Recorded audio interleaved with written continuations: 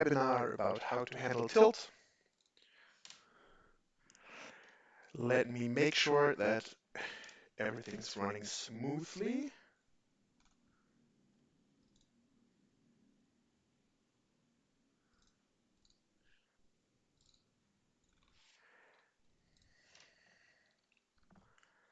And also that I can follow the chat. Let me quickly just put in it.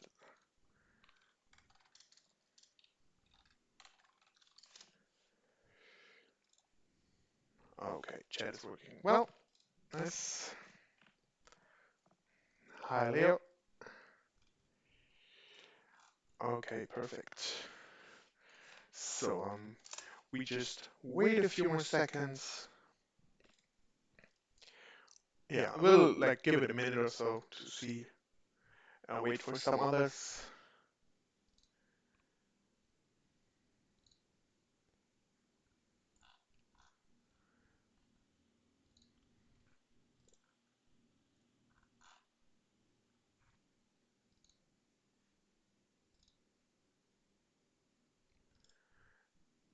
There's an echo. Better now? Yeah, I saw it. There was just another audio in there. Now it should be fine.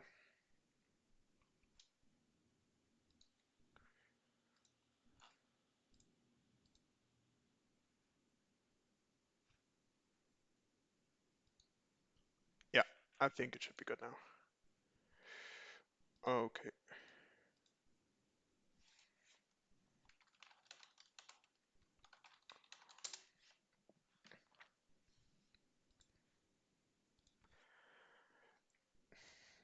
Yeah, thanks for the tip. See, that's why we wait for just a bit so everybody can give me a small advice here. Everything's running smoothly.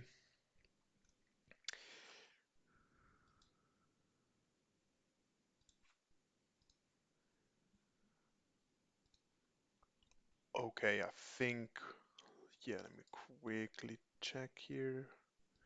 Yeah, I think we just started then. If you're watching from Facebook or so, make sure it's probably better if you go for the YouTube channel as the chat is a bit better to see from there.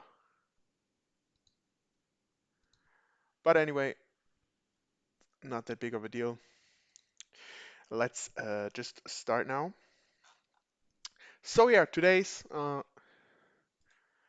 webinar, as I said, is about how to handle tilt. So I think that's yeah, like a pretty big deal for a lot of people. They don't really know how to work with that. People a lot they especially online they do get tilted a lot, maybe break some things, and yeah, just really start playing bad because of that. And yeah, I want to go into a bit of the psychological part here today and yeah, talk about how to handle this. And yeah, so what is tilt and where does it come from? Of course, then tips how to handle it. Then the question if it's really just a downswing or if you're just a losing player, because there's a lot of players who complain a lot and say, yeah, I'm always running so bad and I never do anything wrong. I just lose the pots and yeah, that's probably mostly not the case, and they always just remember one or two hands where they had a bad beat and never think about their plays and how they even get there to lose those hands. Also, yeah, the subconsciousness of everybody and the struggle with the subconsciousness, because most of the time the bad feelings and the tilt comes from within and it comes from your subconsciousness reminding you of bad things that happened to you in the past or something like that. So we will go into this. Also, I will yeah let you know that or what to focus on in poker and in life or in poker life, so you know excuse me. So yeah, so that you set yourself some good goals, and as I said, we'll talk about that. And of course, the motivation and again the focus in general. So in this case, the combination with the motivation, so that you again set yourself some goals. and also that you go your way. You have to, in the end, you have to find it out yourself, how to proceed and what to do there. So let's go. Of course, before we start, just make sure that you watch the stream until the end because we have some nice information about our course. Um, you can get it for free, and at the end of the stream, we will let you know how this is possible. So make sure to stay tuned. I mean, if you joined now, you're gonna stay tuned until the end anyway because you're interested in this topic. So let's go. What is tilt? So tilt is like a reaction to not being able to react in a proper way in a lot of situations because of emotional leaks. So you're not able to handle something where you're unsure or where you feel mistreated or something like that. And that stops you from making rational decisions. And that's kind of what poker is all about, making rational decisions. And is the first thing when you get some emotions in, it's mostly negative for that. Losing what is important for the long run is also a factor. So you have to think about that you are a good player and you make good plays, and in the long run, you will make money. The thing is, it's always about, the rules of the big numbers. So even if you win the hand by 99%, there's a 1% chance this might happen. And when you think about it, overdoing it 1,000 times, for example, you will lose that hand 10 times. So unless you have 100%, you can still lose that hand. And a lot of people think if they are ahead, they deserve to win the hand, but it's only a probability for them, right? So then you do change your strategy because you think I have to do something else. And essentially, if you go away from your A game, you lose your you lose it. You start playing bad in specific situations where you already made good decisions. You start making worse decisions because of that tilt you have in you. And yeah, you just lose your perspective of the right thing to do. Now, where does it come from? I talked about a little bit already when you have bad beats or something like that. And that's the thing. Like when it's from poker, you have bad beats, or especially if you play online. I think when you may only play like one or two tables and you have an hour where you think you haven't played any hand and you think, oh, it's online poker, we play so many hands, I deserve to have a good hand. But then again, it's about percentages. So it's not 100% sure you were going to have a good hand. And it is going to happen that you sometimes will just not play a hand or you only have bad hands and you see someone else getting good hands all the time. He maybe had aces 3 times within 10 minutes, or somebody sucking out all the time, busting 4 players, and he was behind every time. And you feel like so mistreated because you should be the one winning all the chips, and he's a bad player. And yeah, so that's from poker. We also have sometimes tilt that comes from your life because, for example, that you have some beliefs from when you were a child. So some things maybe your parents told you, and now you kind of find out that it's not the way in reality. So some things that maybe changed in during that time, and now it's not the way it is now anymore. Also, different behavior. So when people change or people not behave the way you think they should behave, or you feel like they behave different when they were younger or something like that. And that kind of, yeah, tilt is like a big word for that, but it changes your perspective on that. And then you might think in different ways, which you don't really have to because it's just the way it is that stuff changes in life. And again, just other perspectives. I mean, we could talk about politics, we could talk about religion here, right? There's just so many things. If you believe this thing and two people tell you no, it's not the way it is, it should be another way because they have other perspectives, it could get you on tilt. And then maybe in this case, for example, if you think about the discussion, if you have a proper discussion and they just tell you again and again, no, it's wrong, it's the other way, and then you might lose the way of discussing the correct way, and you maybe say some bad words, and yeah, then you're not in the same thing. You don't play your A game, and because that can be in different situations in life that you have to never, if it's about discussions or poker, like it's still you need to be in your best way here, and that might not happen then. So let me start with some tips, some general tips on here. So just make one thing clear, that you don't deserve anything in life. As I said, if you feel like you should be winning this and this all the time, that's just not true.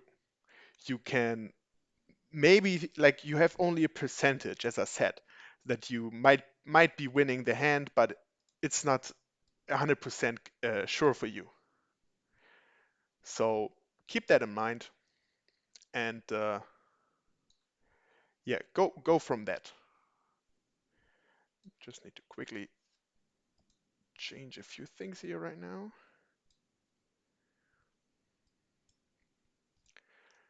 Yeah, now I'm back. So the good thing is that Tilt teaches you a lot of things that you can after that then learn, because it comes in situations where you feel uncomfortable, where you have just few experiences in, or you have a bad strategy going in there. You might be overwhelmed in that situation, or you have too high expectations in that.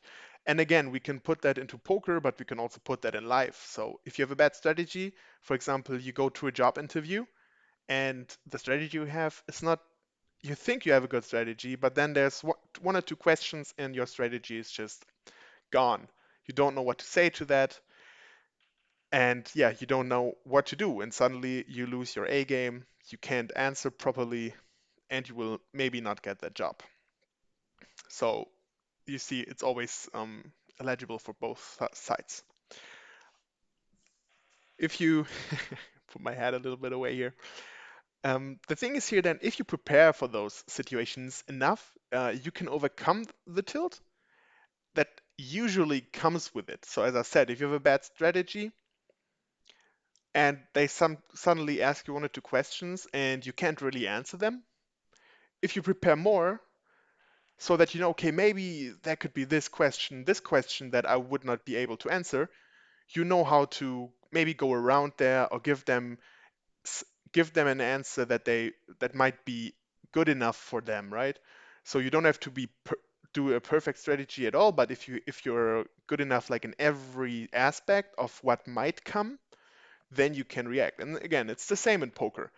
If you think, okay, I have a nice three betting strategy, but suddenly the opponent goes in a complete different way and you don't expect it, you should have some plan B in there, right? So okay, suddenly does this, but I can maybe try this, or I can still do this, and then you get more and more experience in these things, and all those things go away. So you don't feel uncomfortable anymore because you know all the situations. You have enough experience. Your strategy is good enough to handle everything, and you don't get overwhelmed anymore. Also, you set your expectations low. Like you, for example, if you enter a tournament, you shouldn't say, "Oh, I need to win this tournament." You should say, "I'm going to play my best game possible, and then we will see what comes." And you know that sometimes if you're all in, it's not up to you if you win or not. Like there's then the percentages, and then of course there's like luck and bad luck involved. But yeah, just so that you know. Again, as we follow here, it's hard, um, but try to focus on your game. And now we are back more into poker stuff. If you're sure that you didn't make any mistakes, why should you tilt about it? And that's the same as I just said. If you have like in that case, low expectations, and you know I have a good strategy, and I'm just gonna play the best way I can, what can you do, right? Just leave it behind you, play another tournament, or let it be for the night. Uh, do something else. Go out, I don't know, take a walk with your dogs, watch a video, whatever. If you know you did the right play, and of course I know it is really hard, but you say GG and you stand up from the table. You know you did it good, and the next time you will most likely win this hand, or the next time after that, or the next time after that. So your time will come. Stop blaming your opponents. I mean, I sometimes it's really hard to struggle with that if you show a hand and you know, oh my God, he did such a bad play and they still won it on the river mostly then and so on. But yeah, I got to know to handle it. Even though you maybe show some emotion on that, it shouldn't affect your play. So you give them that guy a note. You know that he's not a good player. He's gonna make weird plays. But then again, he can play the way he wants. It's his money that he puts on the line, right? So we shouldn't judge that. And yeah, then as I said again, give him a note, but like stop blaming him. I see people a lot of times that go into the chat on software and start saying bad words to the opponents because they played it badly in their view. And yeah, just don't do that. Again, it just brings you down and keeps you away from playing your A game. Also, just like as you know, maybe from work-life balance, that you put just shouldn't take stress from your job into your life. It's the same, especially if you're a full-time pro. Then don't take tilt that you got from poker or in life into the other situation. I don't know if you have problems with your girlfriend, with your wife, or something like that, and you're going in there already being angry about that situation. You shouldn't play on that day. It will just keep you away from making the right decisions in poker, and then you lose money all as well. So you take over the bad situation into the poker, and then you just lose on both ends. Same is with poker. So you had a good run maybe, but then you got sucked out just before the final table again, and instead of winning thousands of dollars, you're left behind with $100. You're mad, and your girlfriend, your wife, your boyfriend, your husband asks you how it was, and then you scream at him or you yell at him and you tell him to leave her or him alone and whatever. So then again, you take it over. If you shut down the PC, everything from there should be over, and you have to try to think about other things, and again then just leave it there. Tell your wife, oh, or tell your husband, yeah, okay, it wasn't good, it was okay, I lost a bit, next time will be better, or oh yeah, it was really hard today, but whatever, let's watch something, I don't know. So go for that. Again, yeah, because it will affect those close to you as well. And in this case, it can be both like human or some things, because as I said, it can affect your bankroll or it can affect your relationship. So try to keep that apart, just like between a normal job and your private life. And as I said, be able to stop a session where you feel the tilt is coming. So as I just said, when you are having trouble at home, maybe just don't even start the session, because in your mind you probably already know that this will be hard to focus on because you have other things in mind. So maybe just stop some sessions. I think that's even easier, like if you play cash game, for example, where you know, okay, I'm just not running good today, stop it. Because chasing losses never really helps, um, especially if you don't play your A game, because then you will. I mean, in most of the cases, you might get lucky then and get the money back, but most of the cases, if you don't play the best way, you're gonna lose even more money, right? Another tip for that would be, if that happens constantly, that you're gonna move down in stakes a little bit, and that's eligible for both cash game and tournament players. So for tournament or cash game, as I said, if you move down, it should make playing a bit easier. The people in lower stakes are mostly, of course, not that good as the players in the higher stakes. So you have some easier decisions to make, and you can maybe take your head off a little bit of that. And then also maybe your B game will be enough to make a profit. So and then you can regain some motivation and so on. Also, what you can do, you can try out some other plays. So if you feel like you're making mistakes in turn situations, in three bet pots, blind versus blind or so, just try something else. Maybe watch some videos, read a book, get some content from, for example, from our courses or from other courses. And yeah, try those out. Because so far you've probably lost most of the time, so why not try something else? And if those things are wrong, they will not cost you as much money as they currently do. And also, if they then start making you some money, if they are profitable and you feel like, I'm feeling good with that and it's working again, you again will regain motivation and you're closer to your A game again. Before we go to that,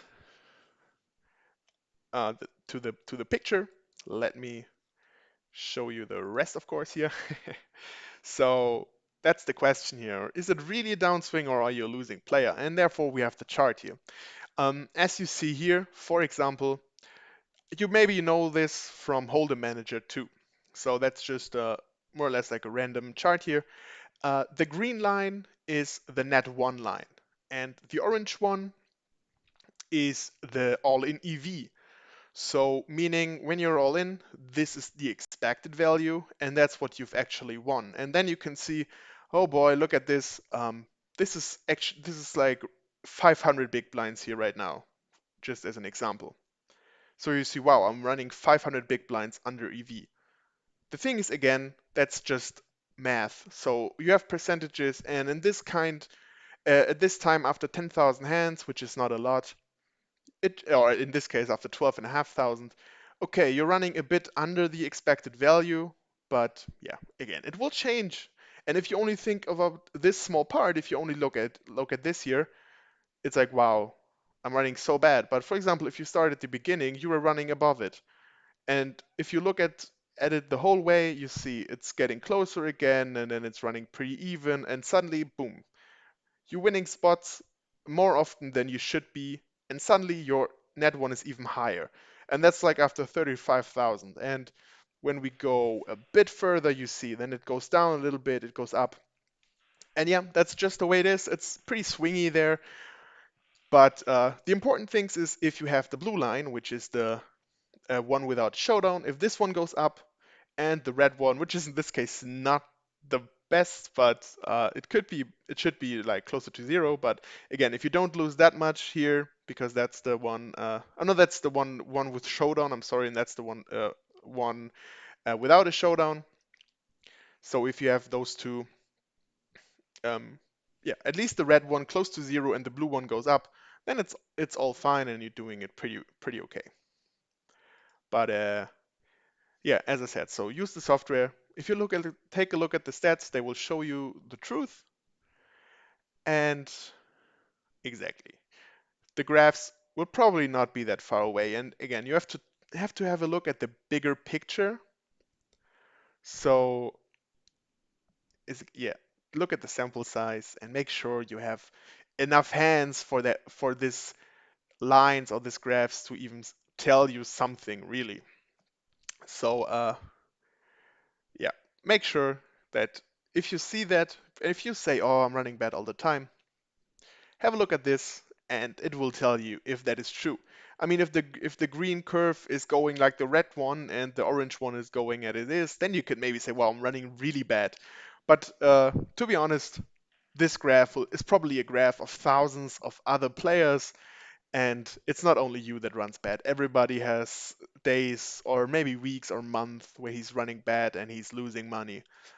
So yeah, you're not that special, right? Let's go to the subconsciousness. So what's the struggle with it? The subconsciousness is something that buries every bad experience that you have. So like emotions, memories, addictions, or something like that. And it is really, really hard to do that, but your mind needs to be free of those negative things. Um, you do have a pretty big handicap if you don't, because it gets you back. So maybe you have some triggers, some flashbacks that you know of, and it might be the same. Again, poker in life. You see somebody doing something, and something from your past gets triggered, which has a negative connotation. Or again, in poker, you have a hand where you know, for example, Ace King. It's just a pretty easy example here. Ace King is always called Anna Kournikova. It looks good, but it doesn't win a lot. And I don't know, I have countless people telling me, oh, I always lose with Ace King. I lose so much. And yeah, we all know that's just not true. Ace King is a good hand, you win a lot of chips with it, but you always just have these bad emotions because you always have the bad memories with that hand associated. And yeah, so those things, as I said, they arrive in your experiences, memories, traits, skills, a lot of things. They can be positive or negative, but if they're negative, they can be a big handicap. And as said, they might be triggered sometimes. We try to not think about them because, of course, you will be really demotivated the whole time if you have those bad experiences and so on. So we try to not think about it, but they do get triggered and then they maybe arrive in a pretty big fashion.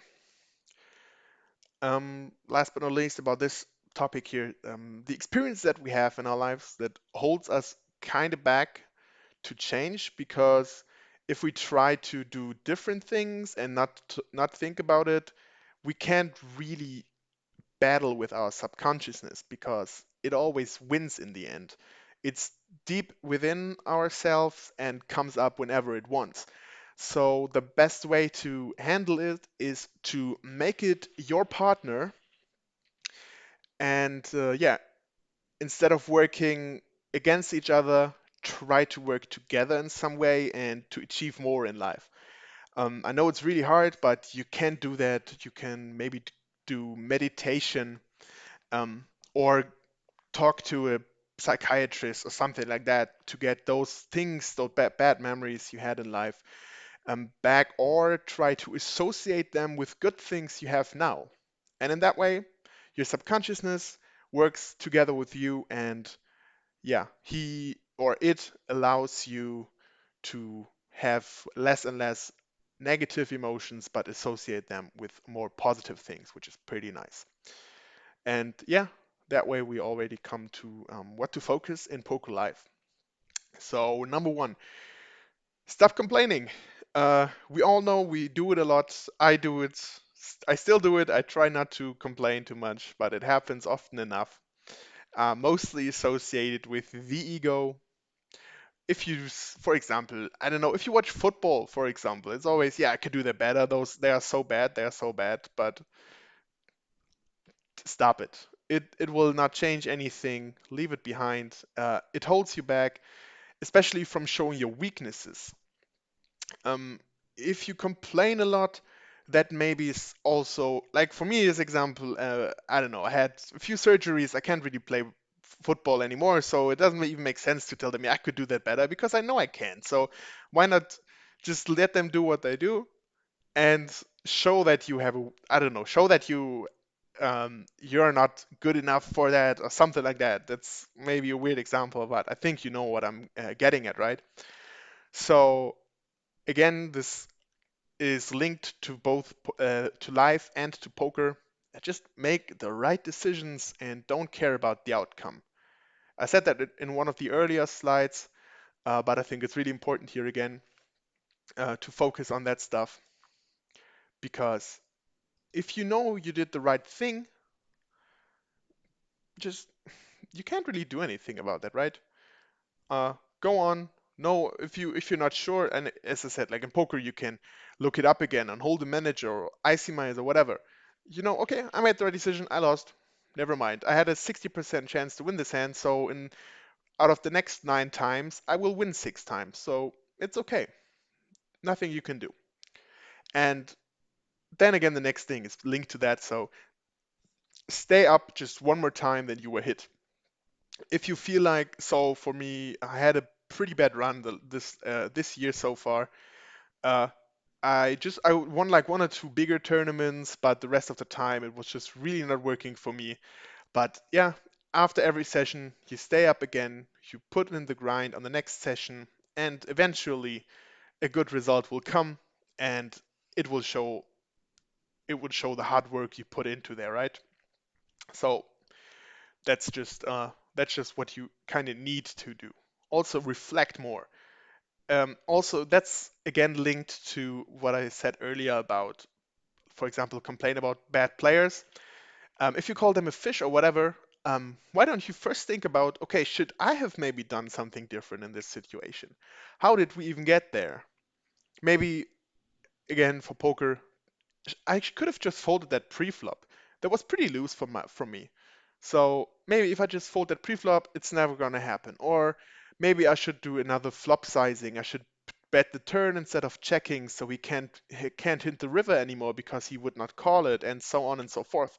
So there's a lot of things you can just do. So just reflect it more, and then you see some success in there as well. Next thing is be aware that a failure is a part of the process and it will always be. For example, if you try something new, let's say you try to play different from the small blind. You know that you're going to 3-bet more, and maybe you, for example, also that you maybe from the big blind go for some donk bets because you heard, oh, in some situations it might make sense. Or you check raise, even though you're bluffing, you check raise on boards that will probably be better for you in the big blind than for the middle position who raised. And sometimes they will wake up with a good hand and you will lose all your chips because you went all in or something like that. But that's just gonna happen. If you see that it's working most of the times, sometimes it can still happen. Like um, again, a great basketball player is not gonna hit every three, even though like Steph Curry is not gonna hit every three, even though he's training it a lot and he's really good at it.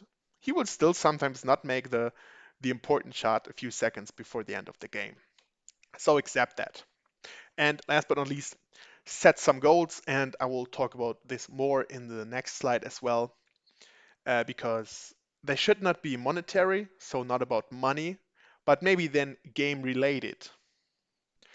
And again, we will talk about this in the next slide because that's what they could or should look like. So as I said, don't start with, oh, I want to make X amount of money in the next 4 weeks, or in this year I want to win at least 100,000 because last year I won 95, so I need to have a progress. But instead, tell yourself, I will do the best, I will play my A game to make my best plays and have a be profitable in the next 5,000 tournaments. It may look like a lot, but for example, if you just win per tournament like $1 in 5,000 tournaments, you will still make a profit of $5,000. But instead of saying, oh, in the next 5,000 tournaments, I want to win at least $5,000 because I should win at least $1 per tournament, or I should have an ROI of 25%, otherwise it's really bad. Try to play the best way you can, and then you will make profit eventually, but you don't put yourself under too much pressure because you just tell yourself, I will play the best way I can, and not, I need to win this and this amount of money. Also, what you can do, you can, for example, just try to focus, especially if you're a cash game player, you can do that more easily because you have more sessions and the length of the session might be the same all the time. So it will just be that you focus maybe from your play on the button. So you try to narrow down your range or widen your range of 3-betting, of maybe sometimes code 4-betting or of flatting on the button, and try to make less and less mistakes there. You can, again, if you have some software, you can use it. Look it up on Hold'em Manager and see, okay, with those and those hands, I lost a lot from the button, so maybe change the style of play on those positions. And again, try to just play the best. So again, as you see, it's not about monetary goals, it's about game related and what you can do. One more could be, yeah, I will make a note for every player whenever I see big mistakes from them so I can exploit them from now on. This can be in many different ways. So you can see that you can do that while you're playing versus him because he might play different versus you, but also if he does it versus another player and you see some clear mistakes, just write it down, and after that it will be easier for you to play versus them. And if you know that he's a crazy person, you can just get away with a lot of stuff that you would normally probably like still be in and lose to him because he's crazy and he wants to go all in all the time or whatnot. And yeah, all in all, reaching those goals is just easier than setting yourself utopian money goals. And again, it's just as I as I said from the first slide, from the first part of this slide, telling yourself you need to win this and this amount of money just doesn't help you a lot. And yeah, we're almost at the end, but let me tell you a bit more here. So focus on this and make small steps. As I said, like try to make some smaller game-related um, goals and try to make, as I said, go from start from UTG. I will just I'll try to not raise with this and this hand because I know I lose too much money with it. And then yeah, exactly. That sums it up pretty well. Just try to exactly the things you can control, focus on them, and everything else is up to RNGesus, as we sometimes call it, right? So yeah, make small steps, try to improve your game, and if you can do that, you will be happy, and it will give you strength and motivation for the upcoming. So again, also, if you see somebody on Twitch, I mean, if you, for example, if I have not been running, if you watched my stream, for example, I haven't been running that good on stream. I had some pretty bad beats there, but you don't really see me crying or yelling or something like that. Same goes for we all probably know Lex Velthaus.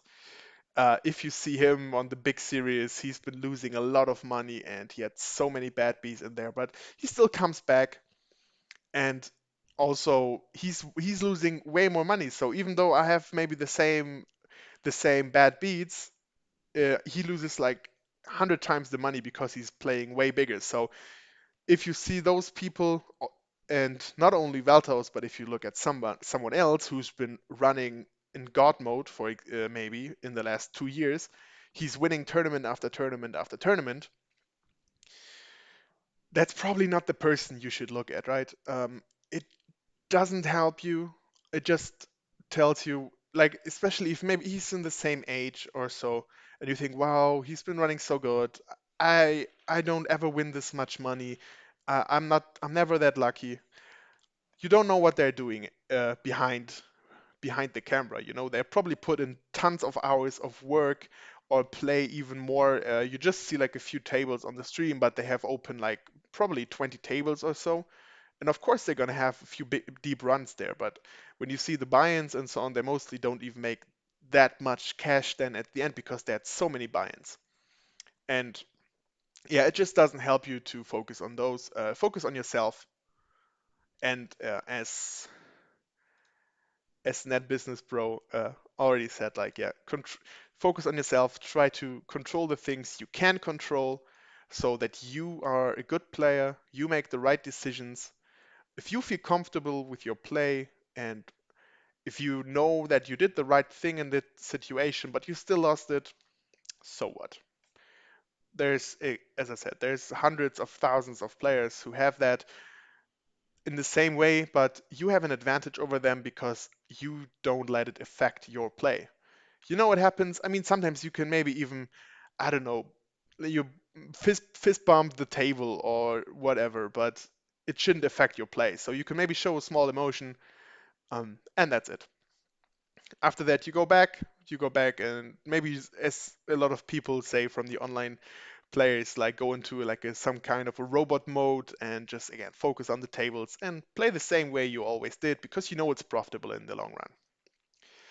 And yeah, so we come almost to the end that you should do it your way. So leave, for example, doubts from your parenthood behind.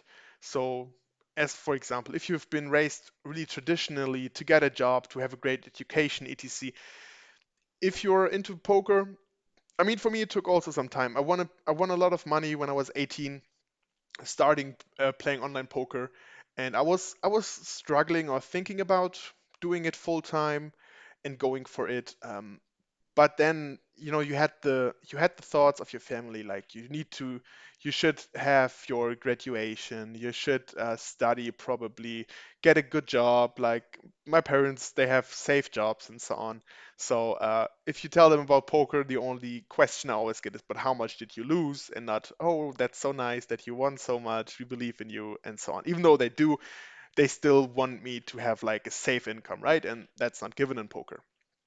But if you really want to go for it, and maybe you also, if you saved some money, for example, you can, like, you could try it. So for me, like right now, I just said, okay, I will try it. I'm doing this for quite some time now. I'm happy with it. I can do poker almost like 24/7, which is awesome.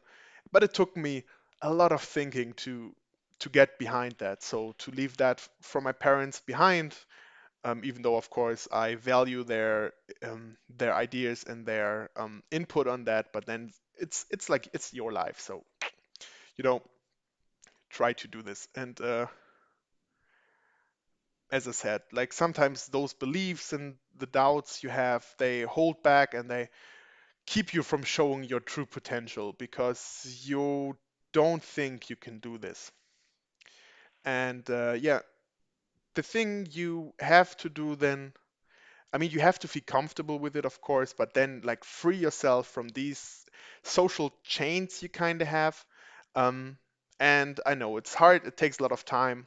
And as I said, I had the same thing, so it took me some time to really try it when I went more or less full pro. So to become a coach and so on, to know that okay, s- you might not have a complete steady income now, but you know that you're good enough. You know that you can do this. You are able to teach other people, to show them your way, and I think that's what it's all about. Um, Now, before we end this class, let me also tell you about our course, because that's like a pretty nice way to start your poker career, even though you have maybe never played, or you're just at the beginning, or you just play in not a regular way. We have our course. So normally, because as I said, we have a nice information here. Uh, what we would offer you normally is our course. We have some online group sessions where we talk about preflop strategy, some poker math. We work with the software and go through your hands. We would give you preflop charts, which is pretty nice, I think, to know what to open raise, and there so that you know what to play from every position actually.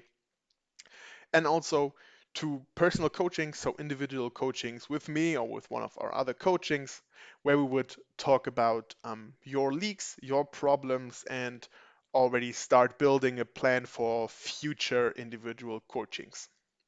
It would normally be around 300 euros.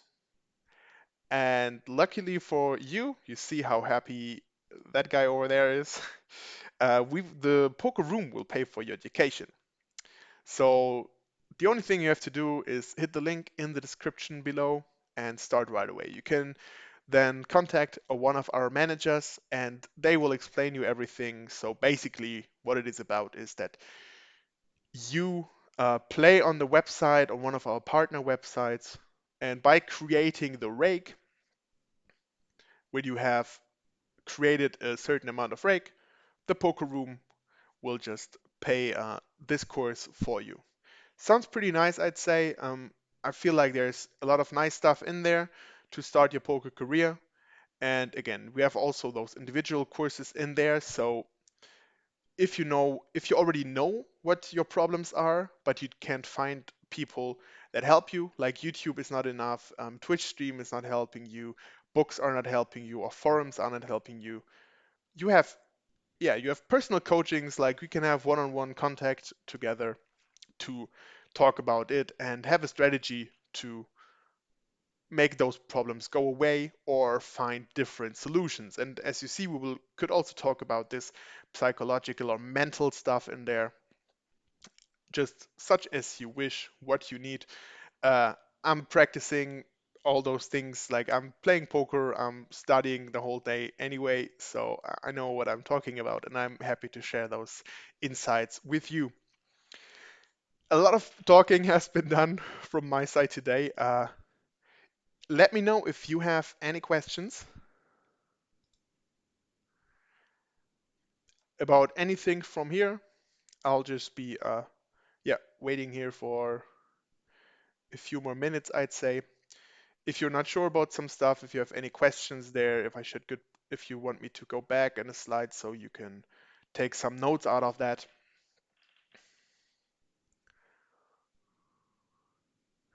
let me know.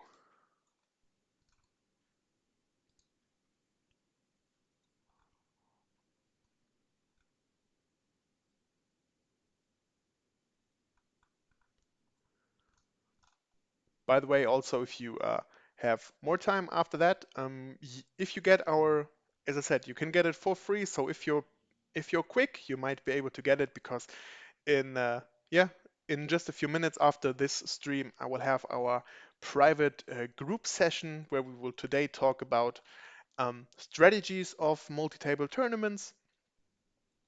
And yeah, so if you want to know about that, how to proceed in freeze outs, in bounty builders, or whatever you play, we can have a talk about that.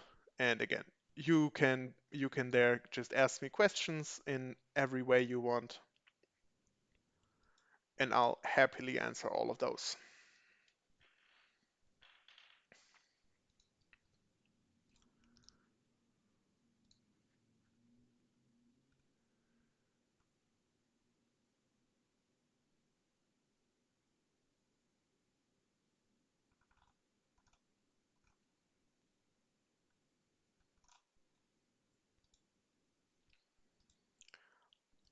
Okay, so if there's no question for now, I will just, yeah, we can then end the stream. Rem just as a short reminder, in 11 days, so on the 28th, we will have another webinar, another nice webinar.